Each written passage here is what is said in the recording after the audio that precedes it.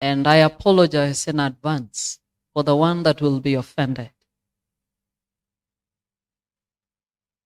Because there's no point of traveling all the way to come and pamper you and go back the same way you came.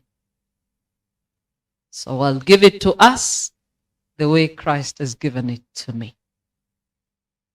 I always say, I'm not here to condemn anyone, but I always pray that the messages of the Lord will produce a godly sorrow in us that leads us to true repentance. Shall we pray? Heavenly Father,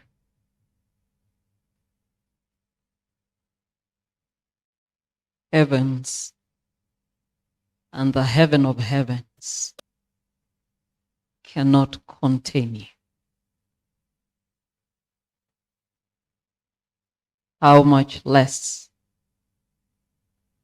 this sanctuary built with human hands for the sake of your name.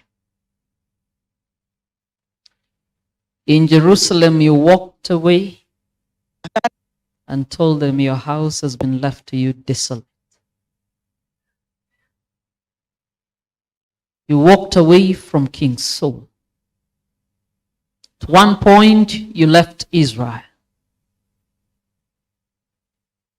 So it's possible you can walk away.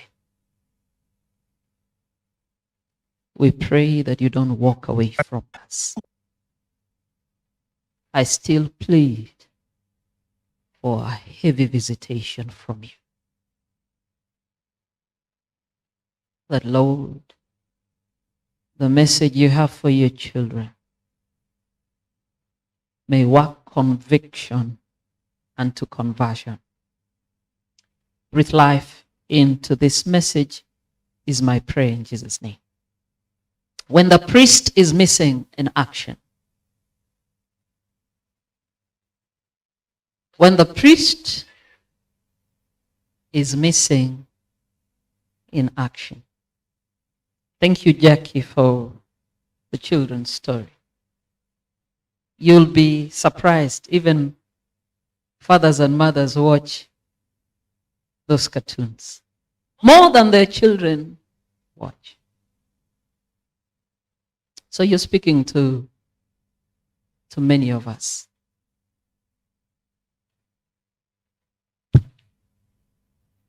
If you're conversant with the Bible, I've said if you are well conversant with the word of the Lord, you notice that our patriarchs and prophets were known for the kind of intimate relationship they had with God and the level of devotion to God that marked their lives. So close. Someone yesterday called me and said, Pastor, do you believe in dreams? I say, why not? And there are so many dreams. And then she says, no, I'm not talking about the ones you've eaten too much. I say, I know the dreams you're talking about. So how do I know God has spoken? I said, you can only know if you have an intimate relationship with him.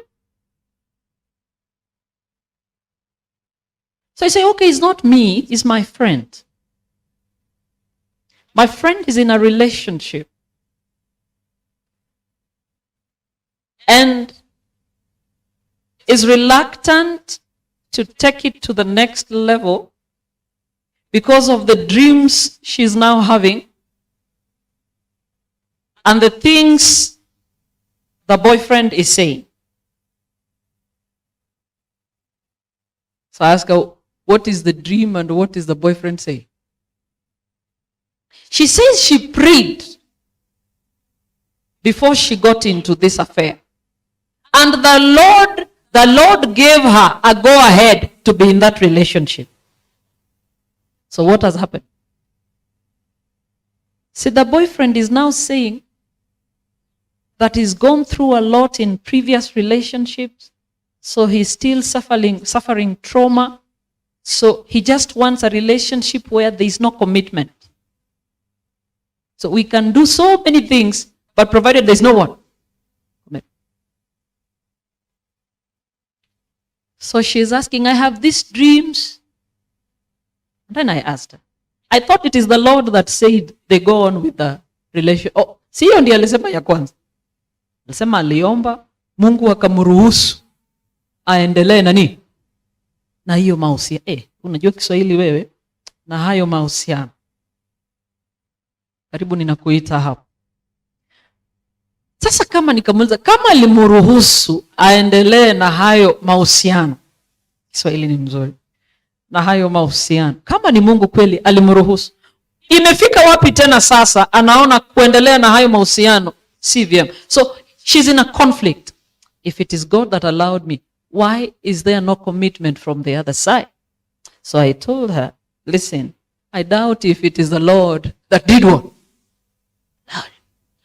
Which man would just want an affair with a woman? Get so intimate, but no commitment for marriage. But the girl seriously wants a man for marriage. They've done 2 years already, wasted time. And someone wants to use you, but does not want to commit in what? And says, I'm still going through trauma. Which is this trauma that makes him relate with you so intimately, but afraid to get into marriage with you? And can't you use your head? Can't you go back and ask yourself, that voice I heard, was it God's really?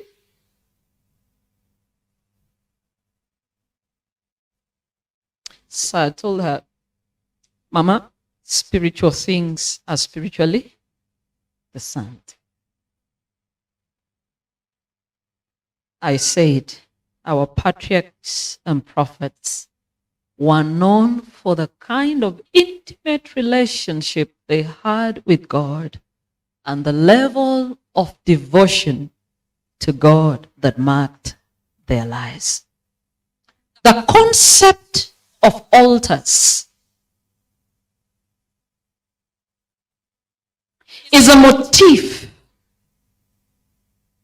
that runs through the Bible, and particularly in the Old Testament as a type, teaching us of the importance of daily communion with God on the basis of the precious blood of Christ. We are not our own. We have been bought at a price. Not any price, not the blood of goats and bulls, but the blood of Christ that speaks good things. And he says, you're now mine, not just through creation, but also by redemption. And if you are mine, then I'm the only one you can worship. No other God should come before me.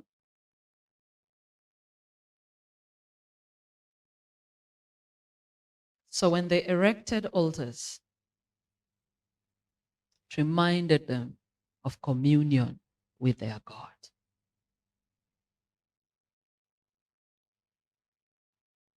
No doubt, altars were used from the days of Abel and Cain. Abel erected an altar. Cain erected an altar. Noah built an altar to the Lord when he came out of the ark after the flood and offered very clean animals. Not just Noah, Abraham raised 4 altars in his sojourn in the land of Canaan. Genesis 12 has that story from verse 1 to 7. The other altar from verse 8 to 13. Chapter 14 to 18 is another altar. And the last altar is in chapter 22 from verse 9 to 14. He raised altars. His son Jacob built altars.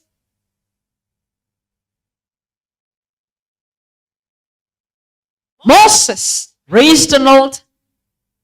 Joshua raised an altar. I don't think there's any patriarch or prophet that didn't raise an altar to the Lord. And so altars symbolized acknowledgement of God. Altars symbolized approach to God. And altars symbolized appreciation of God.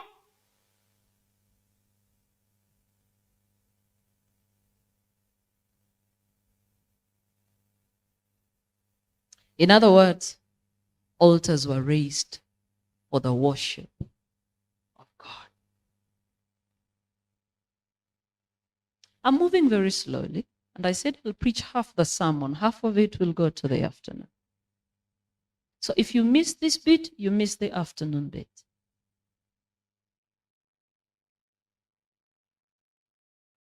The question is, why did they raise altars? Why did they erect altars? Why did they build altars to God? Apart from the simple fact that they were altars for worship. When one raised an altar to God, basically what you did, you summoned his presence. And when he came with blessings.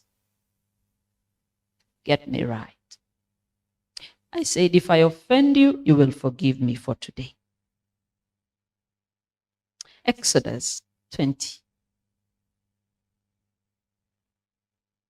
verse 24. The word of the Lord says, an altar of earth you shall make for me, and you shall sacrifice on it your burnt offerings and your peace offerings, your sheep and your oxen. In every place where I record my name, I will come to you and I will bless you. So any minute you raise an altar to God, you summoned his presence. It's like you are asking God to come.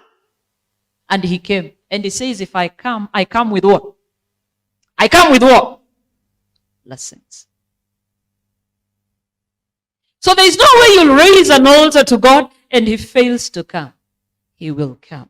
And when he comes, he does not come empty-handed. He comes with what?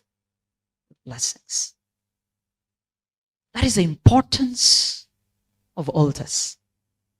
That as you raise it, it's not just an act of worship, acknowledging him as God. You're not just coming to approach God. You're not just coming to appreciate God, but you're saying, God, I've raised this altar to worship. And when I raise it like this, as I worship you, please come. And when you come with what, church? With what? With blessings. And so an altar, there was a time we had a week of prayer material that was talking about going back to, was it last year? This year? Beginning. 10 days of prayer. Going back to the altar. An altar is not active because of how frequent you visit it. An altar is active because of the presence of who? Of God. If he does not make a visitation, it is useless. And so I am keen, particularly when I have to come preach in a church like this and many other churches I go, I'm more interested in knowing whether the Lord paid a visitation that Sabbath or not. Because if he does not, it's an empty service. It is his presence that makes all the difference. Someone once asked, if God worked 6 days and then rested the 7th day, and we say Sabbath is for resting. So he's saying, if Adam was created on the 6th day, what did Adam do to deserve rest on the 7th day? Have you ever had that question? A very careless question. We don't keep Sabbath just to rest. We keep Sabbath to connect with God. And so if Sabbath comes like this, and you fail to have a meaningful, deep connection with God, and that connection is not imaginary. The connection comes because God paid a visit. He is here. I can tell you, Sabbath can end like this without God visiting. It can end.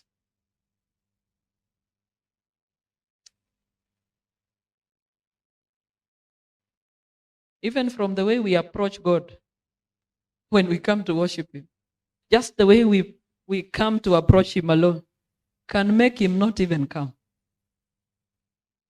He can fail to come. Just looks at us and says, these ones were not ready for my what? For my visitation.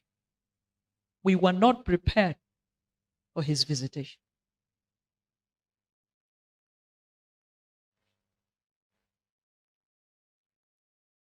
I was sharing this when we were at Elder Nyabere's house. Mama White says, Sabbath should find you on your altar at home.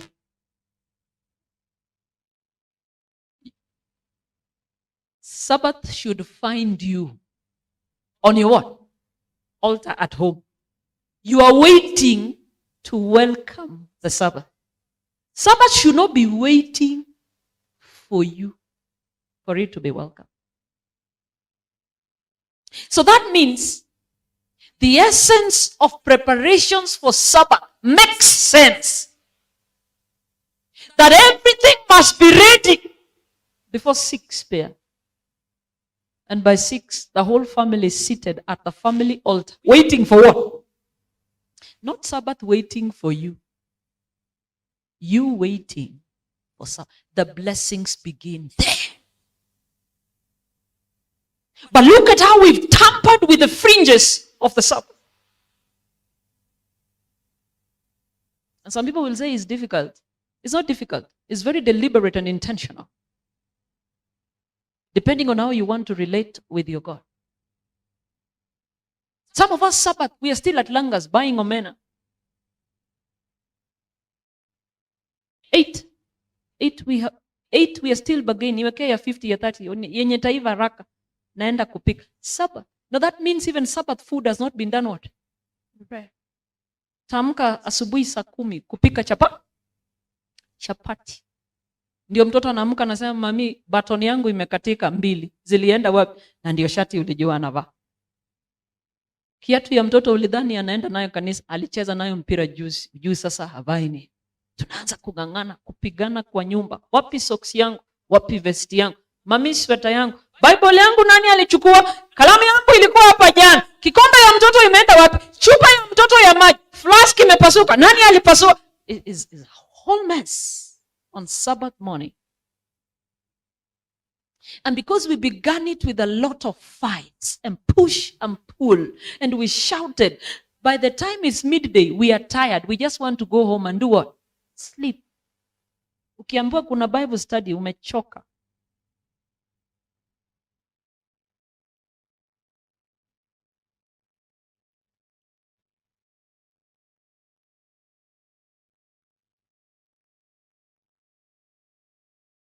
Never be satisfied with any fellowship that the Lord has not visited. Never. Because there's no blessing in it. None.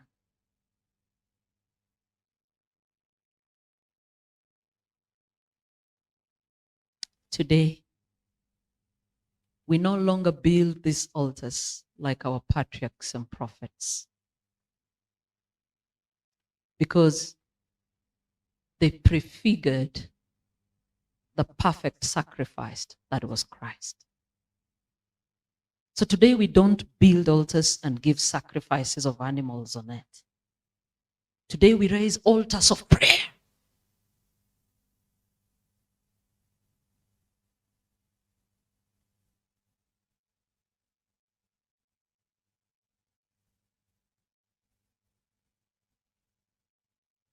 So we no longer build those altars like they did, but that does not preclude us from raising altars of worship in our homes. I have underscored the importance of altars. Point number 2. Once you understand the concept of altars and its importance, that it's not just a place of worship, but is a place where you summon the presence of God. And when it comes with blessings. I want to let you know, you can build an altar. It can be to God, it can be to the devil. The question this morning I'm asking, that altar in your home, don't look at me as innocent human beings. When I speak concept of altars, you understand me very well. The altar you have at home, which being is it erected to? Who are you worshiping there? I know of homes with altars where a tortoise is kept, is it? Snakes are kept there. I'm speaking of things you understand. Don't look at me like a Pentecost. I'm not a Shakahola guy. Listen to me. I'm speaking of things we know. We have them in our homes, but we cover it with Sabbath worship. Here, in our homes. People have kept reptiles, snakes. They have rooms specific for these creatures. And they're Sabbath keepers. So when I speak altars, don't look at me like you don't understand what I'm saying. You know what I'm saying. And you use those altars to terrorize everybody in the home. Terrorize your neighbors. Terrorize your relatives. Your siblings. Unangoja tu mtoto ya ndugu yako kanaenda class 1, class 2, class 3. Ukiona kamefika 4, kanakuwa number 1, 5, number 1, 6, number 1. Na wako wameshindwa. Huyu anakujaje mbio hivi? Unazima. Hapo kwa altar yako. Sema vitu, unasema vitu. Huyo mtoto anaitwa Sokoro, Mungu. Hata shetani. Sijui huyo ni nani unaomba. Kwa mtoto hapa anakuja mbio sana. And you pronounce judgments with people's names on those altars. Your mind is never positive. Because that is what evil is. Evil is about stealing, killing, and doing what? Destroy. And when you look at those people keenly, I'm not saying all of them. When you look at them keenly, they're very vocal and very active in church. They use that to cover that other life. I'm not saying all of them, don't get me wrong. So that when you look at him or her like this in church, ule mtu anafanyanga Mungu kazi yenye sidhani kama anaweza. Mnawekelea huyo mtu.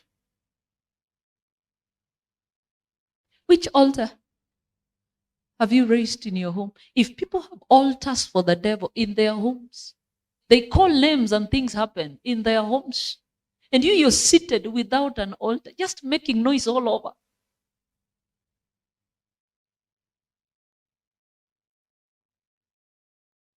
If it is not in your home here in Eldoret, it is in your home. Huko kwa mama yako na baba yako. Huko ndio iko. Na unajua hii kitu vizuri. Wacha kuniangalia ni kama ni news. Unaijua. Na ni altar boma yenu yote mnajua. Hata iko mabibi wameolewa boma yenu, wameenda sababu ya hiyo nini? Altar. Kaliambiwa hapa ukiingia, mama, hatuwezi kuwa na altar ngapi? 2. Hapa ni altar moja. Itabidi uweke yako chini. Mama kanasema hiyo altar ni nini na maana gani? Yaani hawataki mtu anaomba, wanasema uko so spiritual. You are too spiritual. Wanataka watu ni Wakristo kwa jina tu. Tafuta bibi ya kijana ambaye anakubaliana na ushirikina. Kanisa tunaweza enda. Tutaenda tu, hata kule Pasaka. Hiyo tunaenda. Hiyo hata tutabatizwa. Hiyo iko tujakata. Lakini iko altar ingine hapa kwa boma yetu. Lazima ukubaliane na kijana yake anajua. Hata wakati anakutongoza na kupeleka kwao, anajua mama yangu wako na kitu pale.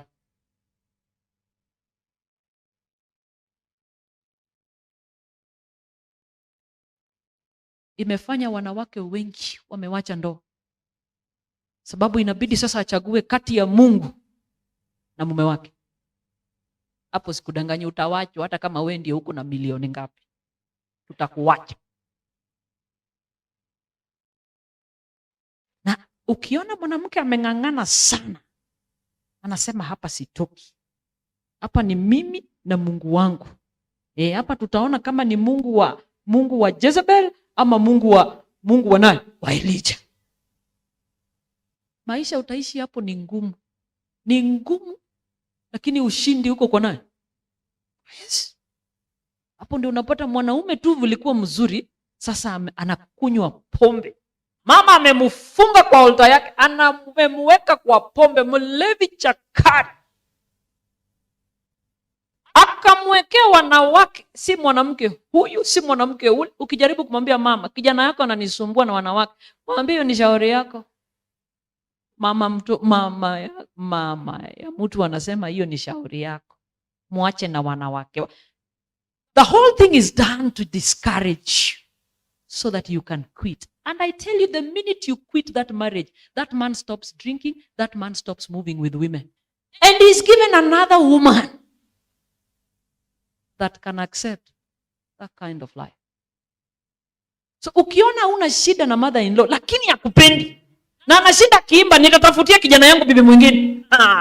Iko shakahola kwa hiyo nyumba. Iko hapo kwa hiyo nyumba. I'm asking, which altar is reigning in your home? Which altar have you raised in your home? Which one? We are living in an era. We are scared about our daughters getting married now.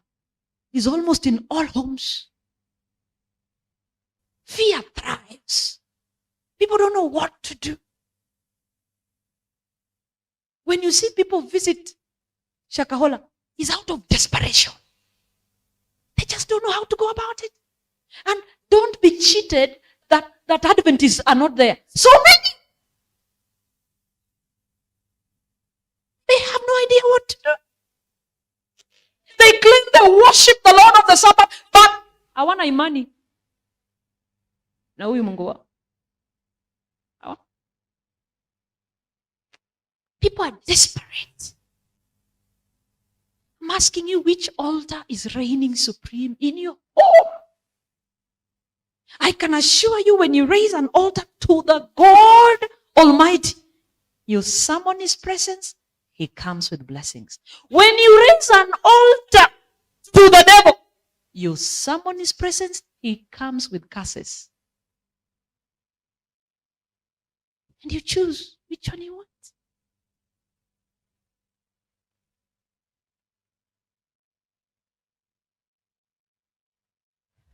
Number 3, altars come with priesthood.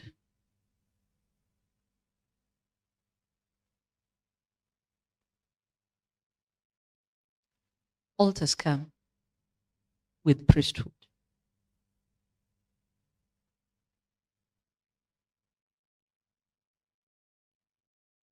Our patriarchs raised altars to God as priests of their homes. Noah raised it as a priest in his home. Abraham raised it as a priest in his home. Isaac raised it as a priest in his home. Jacob did the same as a priest in his home.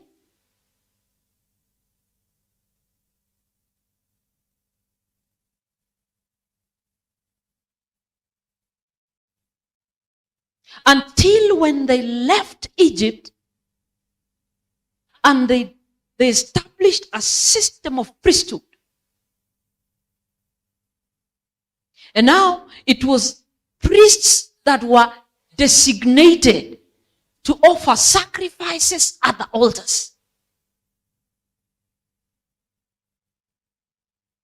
And I remember at one time when there was war with the Philistines, and Saul had been warned early before the war that such a time was coming. And when that time comes, he must wait for the prophet to come and offer a sacrifice on the altar. Then they go to battle. And Prophet Samuel delayed. He delayed.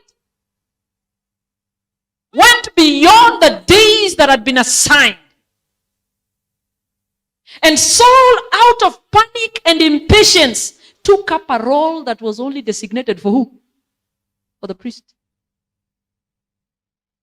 And that was the day the kingdom was taken away from him. It comes with priesthood.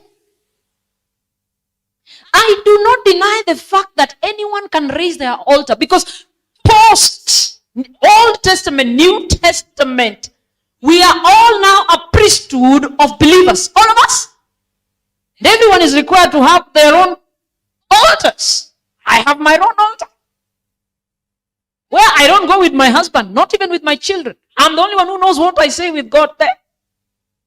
But today I'm not here to talk about personal altars. I'm not here to talk about our patriarchal altars. Not here to talk about the altars that were raised by priests in Old Testament times. I'm here to talk about the family altar, where the priest is the man himself. The husband. The head of the house. The family altar.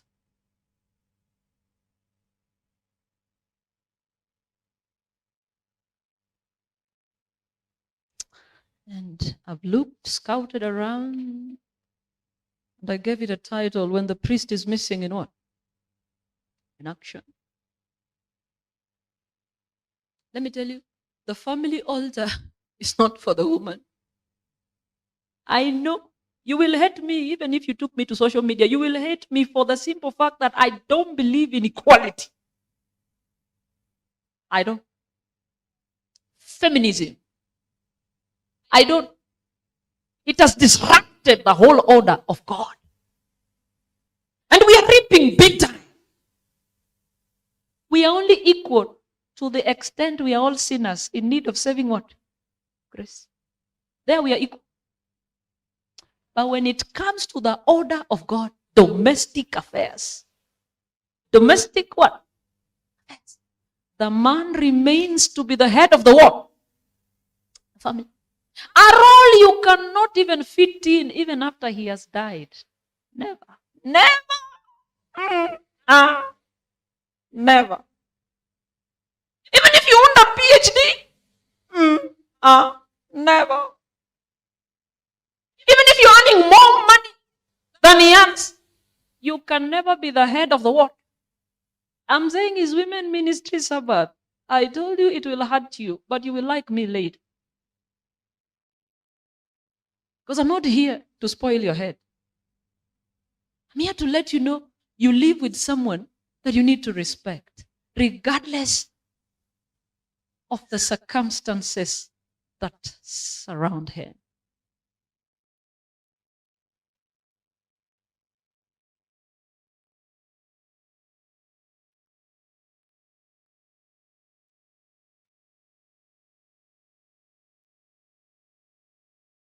So equality has made us neglect our space and flattered that there is a higher sphere we can attain. What that higher sphere has done has made us fall far below the original space that the Lord intended for us. We have lost our husbands. We have lost our children for a competition that takes us nowhere. A competition for the things of the world. I'm not saying you don't go to school. Go. I'm not saying you don't go to work. Go.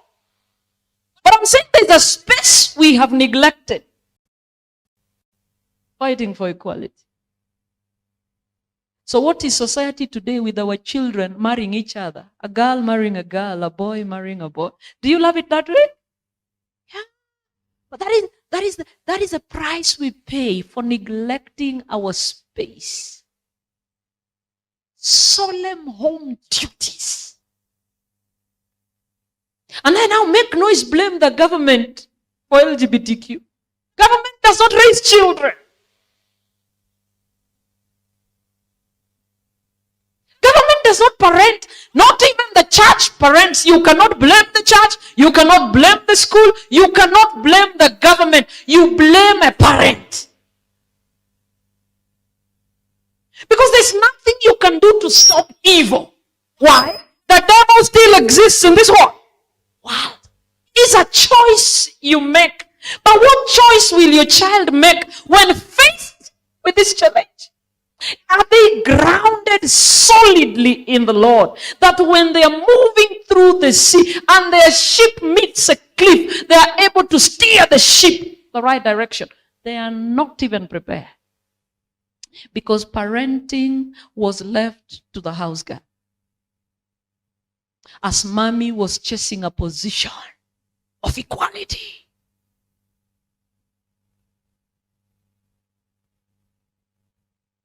It is sad. I sat with a principal in a funeral and she told me, "Are you Mokoro?" I said, "No." "Then where have I seen you?" I said, "I don't."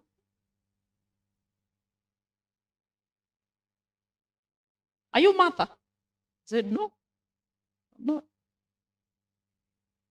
She wants to settle. I said, "Who are you?"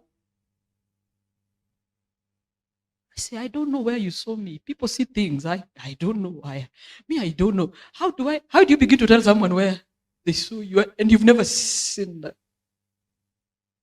I said, "Me, I have no idea." And then they announced to the preacher. I said, "Who are you? What's your name?" I said, "Fine, I am Mokoro." "Yeah. Now I am the principal of this school. Please come talk to your girl." Now they have become my girls. "Come talk to your girls before they start getting married to each other." And you sit here, square. Your child is in boarding school, marrying another girl.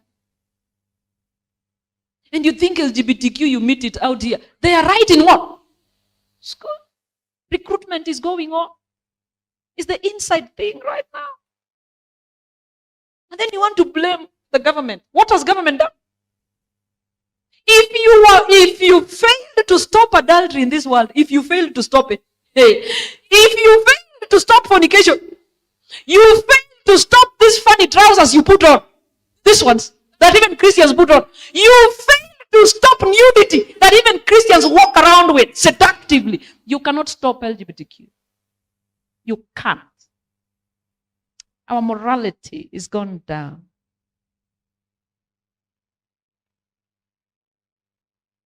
If you don't ground your child in the Lord, they will make that choice. Because this world is about two faces. You're either on God's side or on the what? The other side. It is not magic. It doesn't just happen. It's so deliberate, so intentional. You will not just wake up and find a good girl or a good boy. They are raised. Children don't grow up. They are not plants. Unafikiria mtoto ni mahindi unaweka kwa mchanga alafu eti unangoja ikue. Child is raised.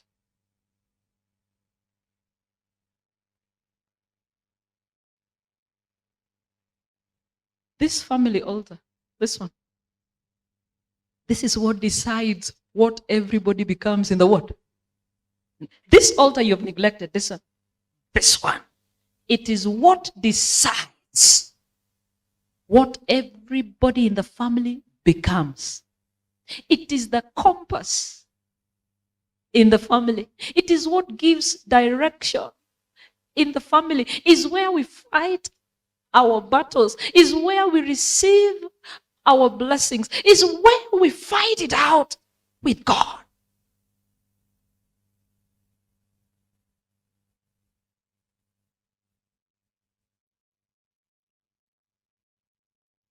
So this is where we have a problem. We have homes that do not have altars. And where we have altars, the priest is missing in what? Action. A role that cannot be taken by a woman. Never. So we are missing out on the presence of God in families. We are missing out on the blessings of God in families because the priest, the father, the husband, the head of the house is missing in action. Hakuna shortcut ya hii kitu. There's no two way about it. We must restore things to how they ought to have been. That is when we will find rest for our souls. We cannot continue moving forward like this. We cannot.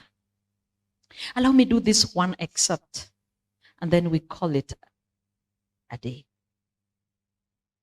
The book is Adventist Home, chapter 34. I'll do 3 paragraphs. Page 212, paragraph 1, 2, and 3. Listen carefully. All members of the family. Are you listening? All members of the what? I know someone is asking me, oh, what about families that don't have fathers? Tutakutana in the afternoon. Ulize hiyo swali in the afternoon. Me, I only know of one family that does not have a father, where the father has died. And in that place, there is a super father. God himself, who has said, I will be her husband and their father. A home where a husband has died and God has taken up that home, you cannot compare it to a home that has a human father. You can't.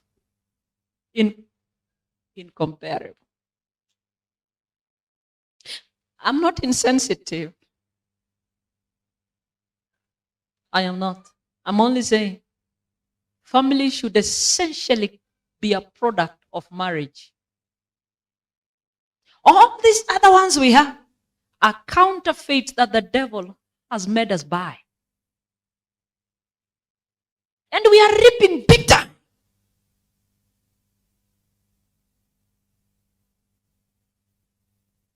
And we must come to a point and say, enough is enough. It is not okay for a man just to give birth with everybody in the village, is it?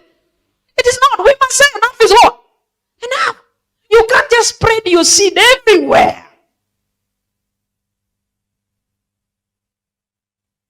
And with everyone. And then come and tell us here that you need to be sensitive. Now, between me and you, who's supposed to be sensitive? How do you want to father these children? 10 of them in the village in Eldoret. We have not talked about the village in Kisumu. How do you want to father them? Is a disservice to a child. It is not okay for a woman to just give birth out of wedlock. It's not. It's acceptable out of Israel. It's not acceptable in Israel. Israel, it is not. And we must come to a point and tell our daughters, it is not acceptable. You can't just give birth like that and then come and tell the church, you need to be sensitive. We are talking about the role of a father. And our girls are still giving birth out here. And when you hit rock bottom, now you come to church And then you want to tell us we need to normalize, accept, be sensitive to the dynamics of the new families. We are saying enough is what? We are children of God. We will live the way the Lord wants us to live, not the way the world wants us to.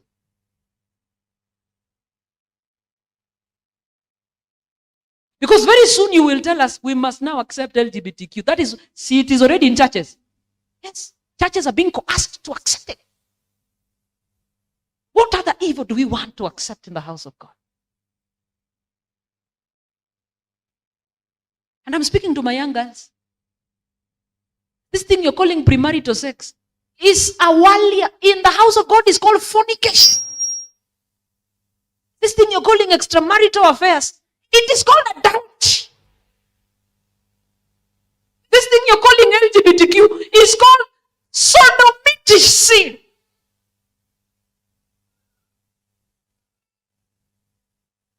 Doesn't matter which approach you want to give it.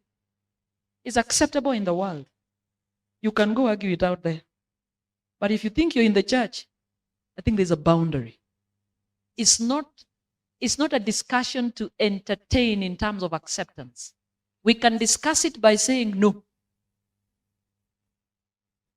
and help you through it. But you don't force it down our throats. Because it is not acceptable in Israel, but it's acceptable outside of Israel. So choose where you want to belong.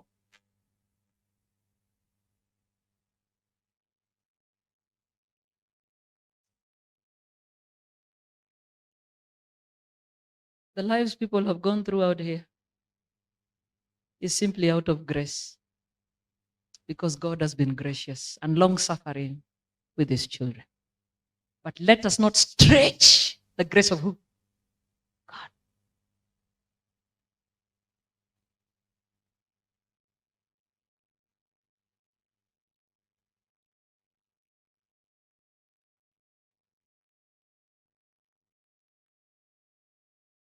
All members of the family center in the Father. I saw the team here. What does that statement say? All members of the family center in the Father. Just give us a simple English for that.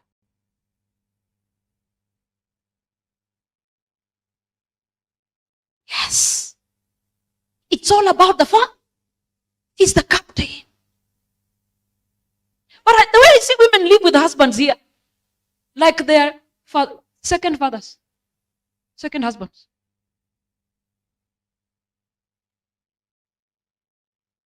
No respect. Nothing. Because they have been empowered for nonsense. All members of the family center in who? Naongea na wamama. Hii ilikuwa siku yenu, mumeenda wapi? All members of the family center in who? Ukienda kwako leo, anza kuelewa hiyo kitu. Anza kuzoea bwana yako. Zoea bwana yako. Wacha hii biashara ya kuzoea bwana za watu hapa nje. Shinda kuzoea bwana yako. Kijalo tunasema girigiri, kitu yako ni kitu yako. Ni wewe utengeneze ama ufanye nini? Kukimbiza hapa bwana za watu. Zoea bwana yako. He is the lawmaker, illustrating in his own manly bearing the sterner virtues. We have sterner virtues in the family that are represented in the man. Listen, energy. When I'm looking for energy in the home, who do I look for? Yes, but when I want things moved, you know, me, I talk a lot, but physically like this, I can't. People can beat me up. But my mouth like this, I can beat you with my mouth thoroughly. When I want things lifted, you know, it is at home in Kisi that I try to cook with chinko. Is firewood. You know, as we don't buy. we fell trees that we plant and we cut them. So my husband went and bought a machine that he uses to cut them. Okay? Because one time I tried using an axe and I couldn't lift it. I said, "Hiki tu itapita na mguu yangu." So people put it like this, is it? Say, "Hiki tu itapita na mguu yangu, siwezi weka." So when I'm looking for energy, I look for my what? My husband. So where I learned this lesson, we were coming from Mombasa in a bus, whose name I wouldn't mention. And ahead of us were 2 buses and a small car that we just knew about after the accident. So traffic begins to build and we're wondering what has happened all of a sudden. Then we realized ahead of the small car was a trailer with 1 container. It looks like the driver was sleeping. So akashtukia tu akienda nje ya barabara and woke up and suddenly turned the trailer, missed the point and went into the ditch the other side. So he blocked the whole road like this. Blocked it. So we are stuck. Vehicles can't continue moving. Oncoming vehicles cannot do what? So everyone akashuka kwa gari, tunaangalia. And because he was standing like this, and this small car was trying to overtake, when he saw him veer off the road, was trying to overtake. So as he came like this, all of a sudden, hit that small car. But lucky enough, no one was hurt. Apart from the driver, I don't know how he got hurt. So we are now thinking, people are going to Mombasa. We have not reached hii katikati ya Mombasa hapa inaitwa nini? Mtito. Tuko hapa Manyani hapa. That was long time. So people are now figuring out, where do we get police? And even if police comes, what will police do? So traffic is building oncoming. Traffic is building us who are moving this direction. So everyone came out of the vehicles. Everyone is trying to see who's hurt. How do we move around? How do we move forward? What happens now? And women were just taking photos. That is the best we can do. Because at this moment, what we need is energy. And I saw men thinking. Lucky enough, the first oncoming vehicle was another trailer. How men thought through it to use this trailer to pull the other one to come back on this other side, I have no idea. All I saw, what caught my eyes, is the difference between a man and a what? The man was thinking, using energy. The woman was taking what? Photos. So when we are looking for standard virtues in a home, talk energy, they center in the who? In the man. Don't pretend you can beat your husband. Don't. It's disrespect. Even if you know you're so built you can, please don't. Ni laana. Ukiona anakupiga afadhali utoroke ufanye nini? Enda kwenu, wachia yeye nyumba. Virtues of integrity lie with the Father. Honesty. Are you listening to me, my men? Unanisikia ama unisikia? Energy. Integrity. Integrity refers to the wholeness of one's character. Being sincere, being honest, being forthright. And being consistent. Honesty, patience, courage, diligence, and practical usefulness. But I don't see these things in our fathers today. I don't.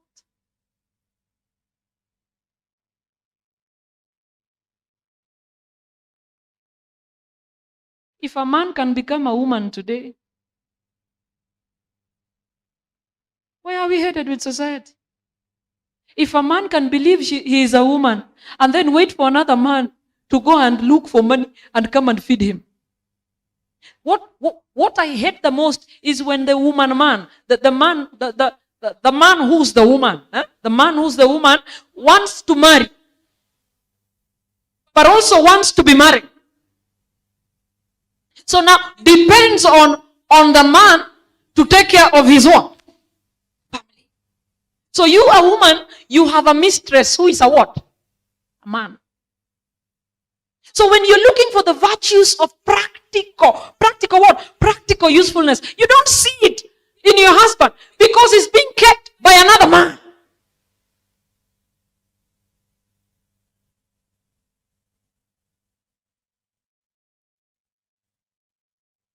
The father is in one sense the priest of the household. Are you listening to me? Wamama munanisikia? The father is in one sense the priest of the what? The household. Laying upon the altar of God the morning and evening sacrifice. The wife and children should be encouraged to unite in this offering and also to engage in the song of praise. It is you, the father, to rally your children and wife around the altar of God every morning and every what? But what happens when the priest is missing in action?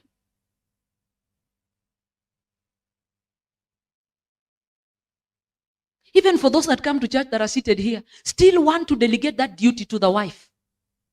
Nyinyi anza tu, nitakuja, nitawafikia. Nyinyi anza tu.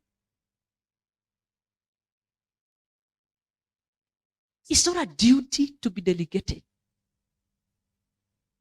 You don't. And I'm advising my women, even when you think you're spiritually mature than your husband.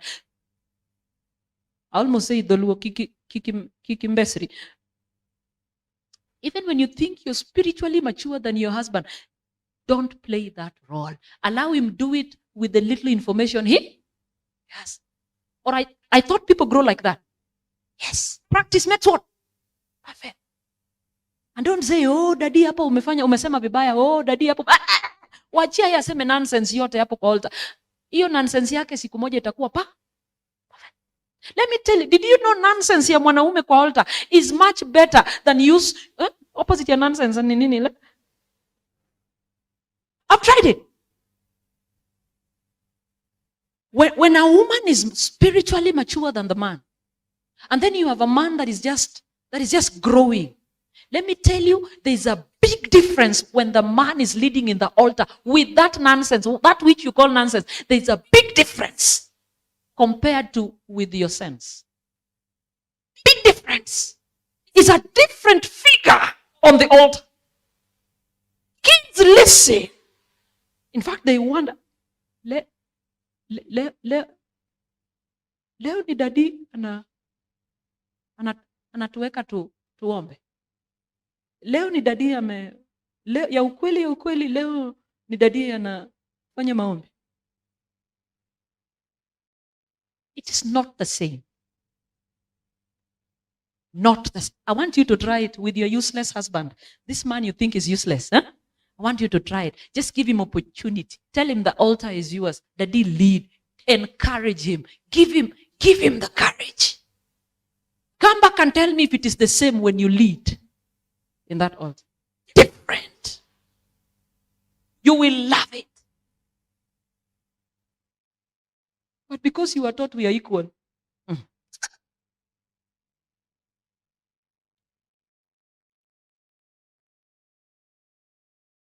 Morning and evening, the father, as priest of the household, should confess to God the sins committed by himself and his children through the day. Is that not what Job did? Am I talking to someone? Every morning, every evening, Job raised an altar of sacrifice and called the name of all his children. How many children were they? 10. And he said, I know they are feasting in one of their brother's house. Maybe they have sinned. Forgive them.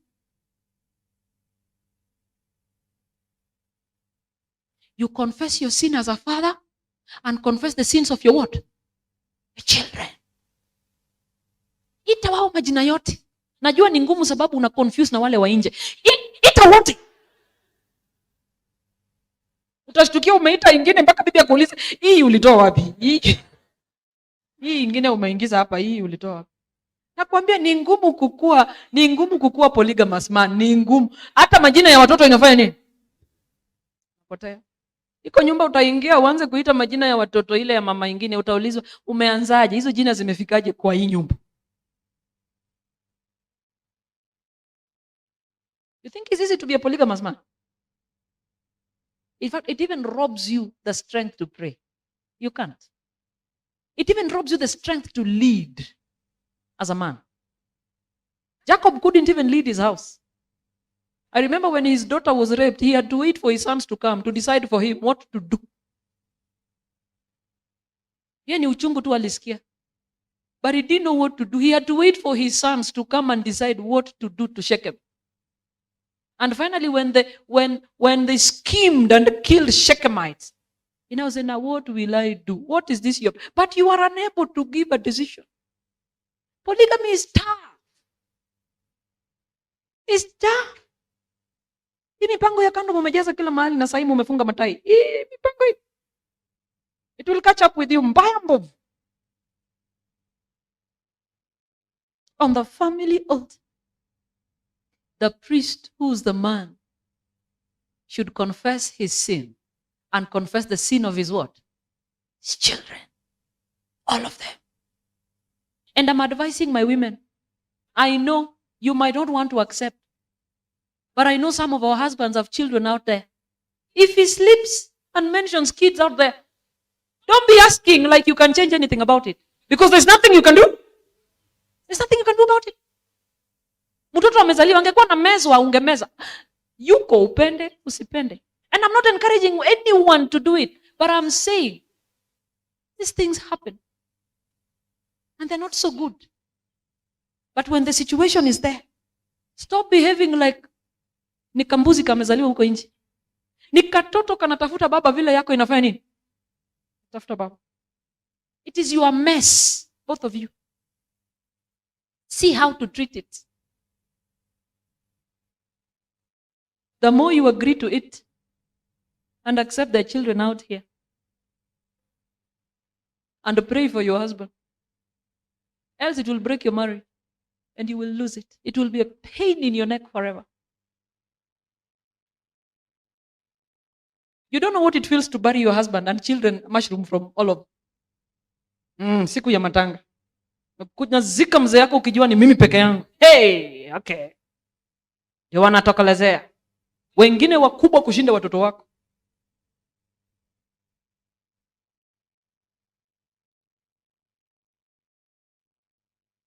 Let him confess the sins of his children.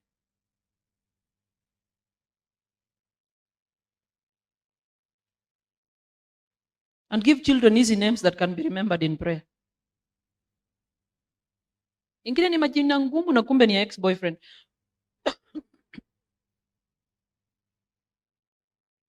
Those sins which have come to his knowledge, and also those which are secret, of which God's eye alone has taken cognizance, should be confessed. This rule of action, zealously carried out by the father, when he is present, listen to the next statement, or by the mother, when he is absent. What is Ellen White implying? That role can only be taken by the mother when the father is what? Absent. And when your husband is present, the altar is his business. Don't be comfortable running the altar when your husband is around. Because you think you're the best Dorcas in this church. You're the one who does Bible studies in this church. Don't be comfortable. Mwambie kitu mimi sijui, hii kitu wewe fanya vile unajua. Tunakuombea.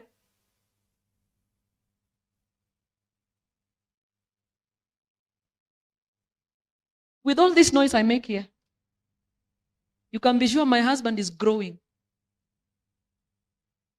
He's not as strong as I am. But I left the family altar to him and I told him that you can do it. Today he's coming too fast until I look and say, hey, sikusema ukuje hiyo speedy.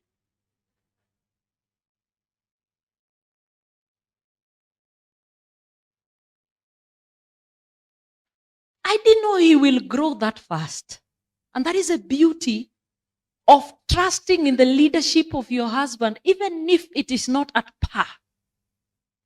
Trust him and submit to that leadership. The only way to bring it at par is to submit to that leadership. Just respect him. The Lord for your sake and his own name's sake, the Lord will bring that leadership at par. Today, my husband can wake me up at 3, regardless of where he is, for a devotion of 3 hours. Him leading. And it never ends. We keep saying, wacha niingie bafu, nataka kuenda kazini. Aya sawa, tuombe. Lakini, inaanza tena. 3 hours, none of us wants to stop. That is a man who, when I look at a few years ago, couldn't even pray. Today, he prays until I ask, is he praying or is God praying?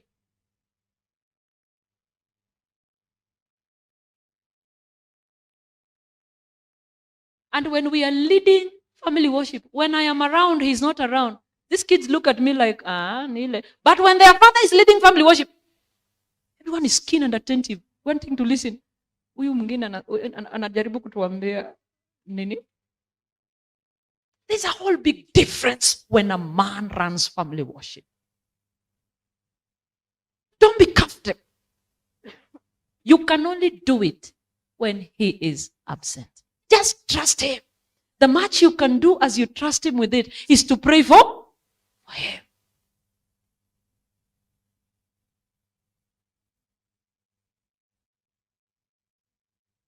This rule, zealously carried out by the father when he is present, or by the mother when he is absent, will result in blessings to the family. Praise the Lord. Praise the Lord. I told you, altars, when they're raised, they summon the presence of God. And he says, when I come with what? Sense. How can we afford to live in our homes without altars?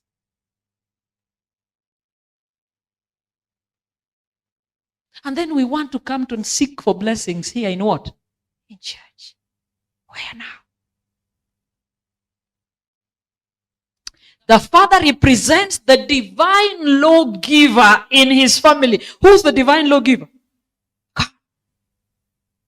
Not the mother. The what? The father. He is a laborer together with God, carrying out the gracious designs of God and establishing in his children upright principles, enabling them to form pure and virtuous characters, because he has preoccupied the soul with that which will enable his children to render obedience not only to their earthly parent, but also to their heavenly Father. The father must not betray his sacred trust. That is where we went wrong. If you have listened to a series that I do,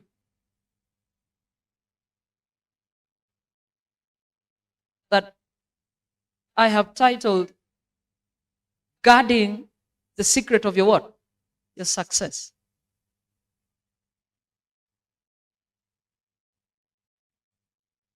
Is that there's a secret that you know gives you success. That when you betray it, you lose. Samson was raised a deliverer. The secret of his success was in his what? Hair. And for a long time, he didn't share it with anyone. But the day he betrayed that secret, did Samson go down? Yes. And one of those secrets of success for all Israelites is that there will be an altar of praise in their homes, with who as the priest? The father. Listen to what SOP says. The father must not betray his sacred trust. So homes today have fallen apart because of fathers have betrayed the secret of success.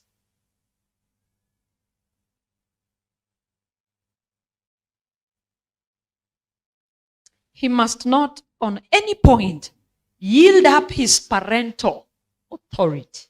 Don't even leave it to your wife. Don't. Don't. I'm finishing. And I'm mentioning this as a problem that is heavy in my heart. Families where there are no altars raised to God. And if they are there, the priest is missing in what? In action. I'm advising, if there is no family altar in your home, go establish it today. Amen? Character is not built here in church. Character is built at home. Parenting is not done in church. It's done at home. And what will keep that fire burning in your home is the family altar. Is where we fight our battles.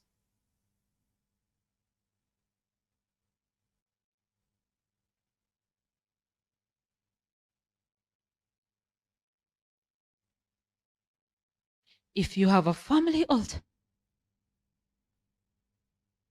but the priest is missing in action, do not sit complacent with that reality as a woman. Unless there is no father in that family. But if there is a father and he is missing in action, don't be complacent about it. Don't be, it's like being comfortable, you going to work and your husband is not going to work.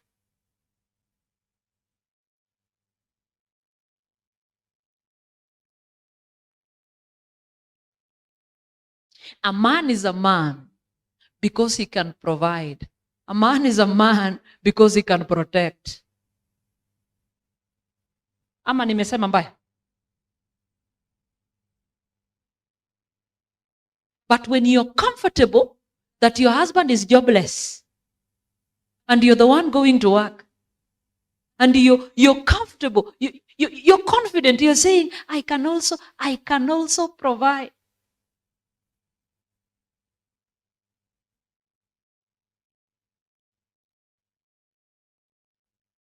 I know circumstances can render a man not be able to provide. But if your husband is okay, what is missing is a job. Do not be comfortable with the man seated in the house. Because one day you'll be tempted to ask him, unaniuliza sapa na umekuwa hapa kutoka asubuhi mpaka jioni. Usinipigie kelele. Watoto si ungenioshea hata watoto. Hata hizi vyombo nimeacha hapa kutoka asubuhi, si ungeosha.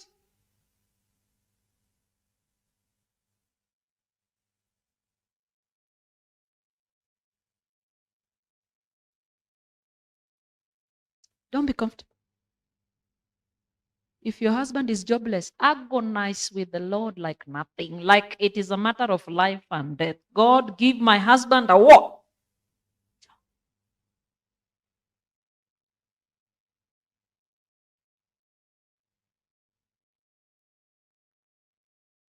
So when you realize you have a man in the house that has neglected the priesthood of the home, don't be comfortable. Agonize with who? The Lord. My priest is missing in. There is no blessing. It's like having an altar with no one to operate.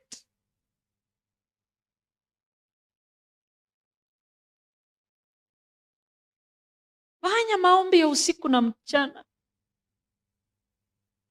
Meet him like you met Saul. Strike him with the light of heaven until he comes back to his what? Senses. And take up the priesthood of the family.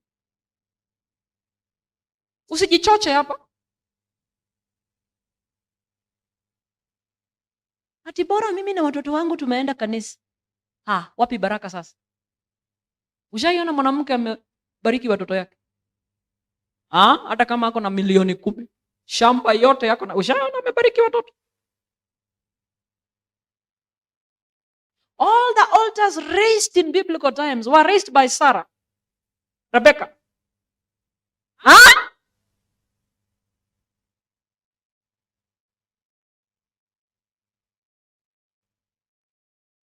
Don't be comfortable. Make it a prayer item. Do or die prayer request until you see the Lord lift your husband from the miry clay to take up his position as a man. You will love it.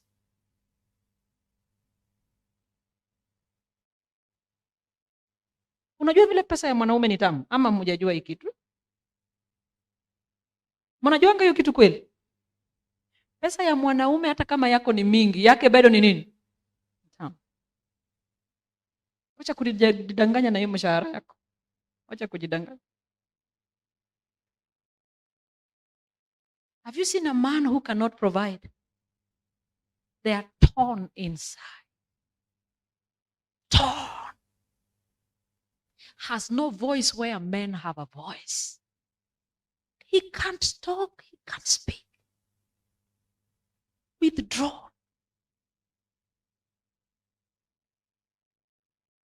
And you keep rubbing it in his face. Nimekupatia miezi 3. Siwezi lipia mwanaume mkubwa rent. Mwezi ya 3 kama hujapata kazi hama wapi? Haifanywi hivyo. It's not done like that. Agonize with the Lord.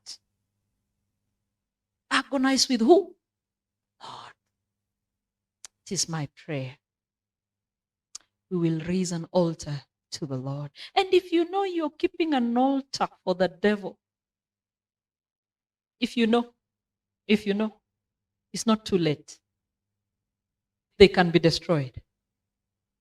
When Israel entered Canaan, the Lord said, destroy all the evil altars you find in Canaan. Destroy all the high places. Why?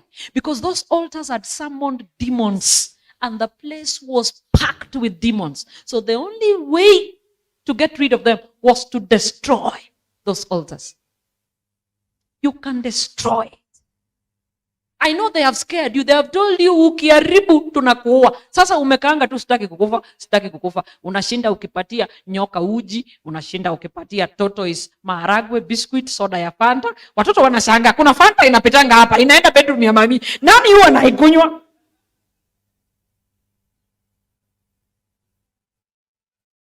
Mtoto analia, nipatie Fanta hapa nitakupiga. Na mami anapelekanga tu Fanta anakunywa peke yake huko bedroom. Ni Fanta inapewa tortoise, biscuits zinapewa tortoise. Na wengine wanachukua watoto wa watu wanaandika huko kwa kijiji. Anachukua mtoto wa mtu, kuna nyoka iko pale kwa shamba. Chukua hii ujifanyie nini? Peleka. Those old, mtu asikudanganye eti utakufa ukiwacha hiyo maneno. You will not die. And if you die, you shall have died in who? Christ. Why are you afraid of this death, this first one? You should be afraid of the second what? Death, eternal death. Ambia shetani chukua, hata kama ninakufa wacha nifanye nini? Kufa. Because those curses will trickle down to your children, your children's children, all your generations. And is what we are suffering today. Generational what? Curses.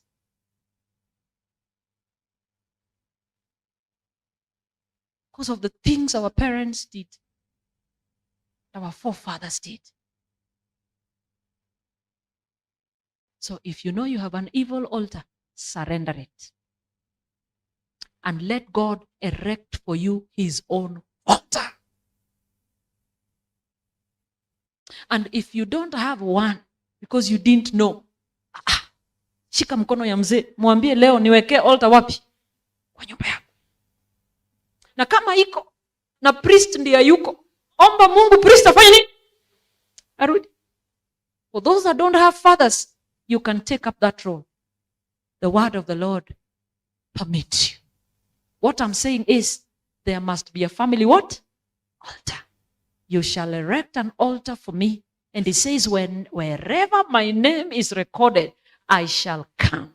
And when I come, I will bless you. Allow me sign out at this point. We will finish the sermon after lunch. Our sermon will look into our key verse.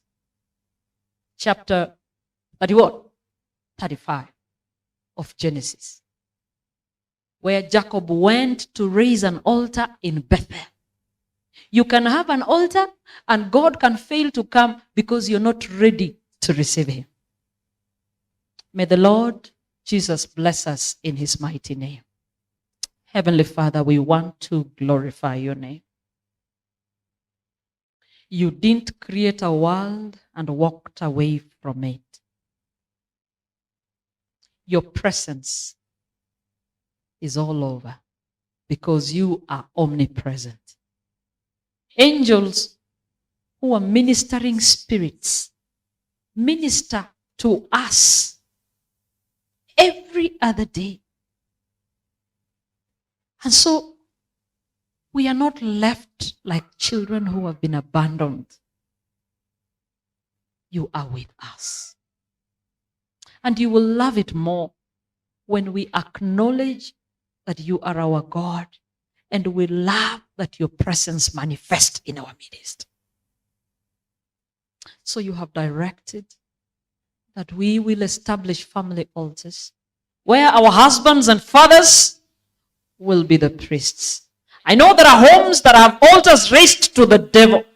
Today, as your children make a decision to surrender those altars and destroy them, give them the strength to do it.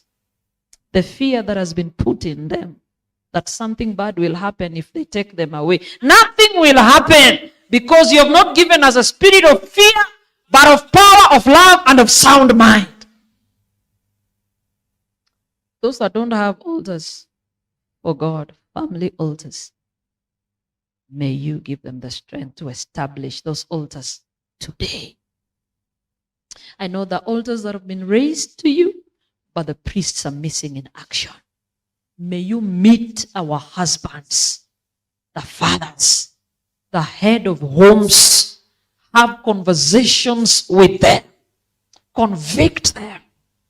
In the place where they have a heart of stone, turn it into a heart of flesh. Bring them back to their senses. Restore them into this befitting role of priesthood. That as we raise our families, we are sure that constantly we enjoy the presence of the living God.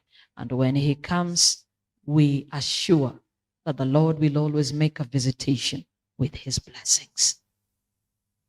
As we break shortly, may your Spirit continue to teach us, to convict us. May you give us a teachable spirit. I pray in our hearts you will work a desire for repentance, a new lifestyle that is in harmony with your will. Let your name be glorified, because this is our humble prayer in Jesus' name. Amen. Get to the point. Take a step forward.